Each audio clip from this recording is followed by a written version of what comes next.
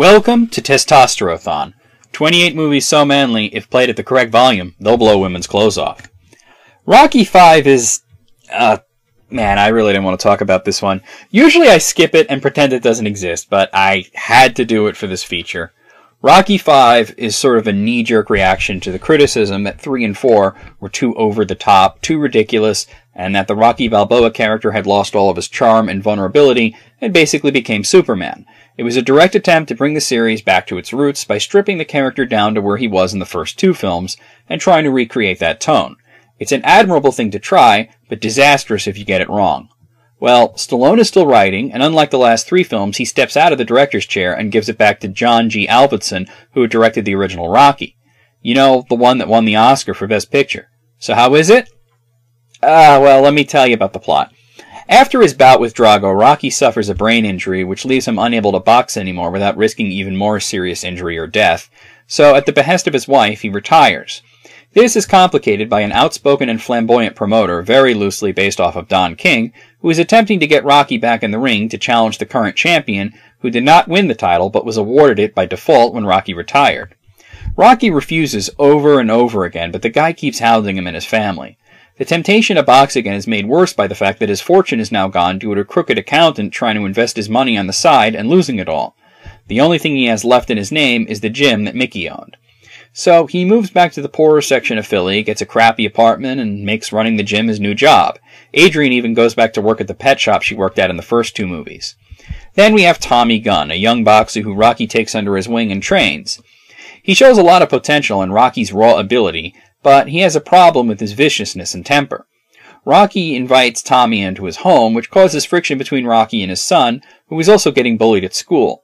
Tommy eventually betrays Rocky and sides with the Don King Light guy and wins the championship, but nobody respects him because they didn't respect the previous champion and they feel Rocky is still the champ. So Tommy attempts to call out Rocky for a bout, which Rocky refuses due to the brain injury problems, but after taunting Rocky and hitting Paulie in the face, the two settle it in a brutal street fight. It doesn't sound terrible, but it is. Rocky V got a few things right, like the concept of taking the series back to its roots, but if you're not going to do it right, just don't do it at all. Everything goes too quickly and there's no room for characterization. For example, Rocky's son falls in with a bad crowd and starts trouble at home. But this happens literally out of nowhere. We see him getting bullied, so he trains in the gym and then beats up the bully. And then he goes bragging to his dad. One single instance of his dad being a little too busy with work to give him his full attention, and all of a sudden the kid is a bad egg. Tommy goes from being practically part of the family to an outright villain in the span of a single scene. And honestly, the entire movie suffers from the idea that any problem can literally be punched away.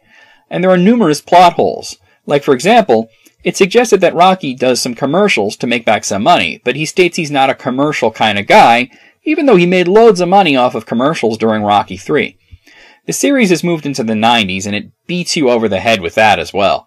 The entire film tries to be hip and happening, and well, it's 2015 right now, and honestly, this was embarrassing even back in 1990.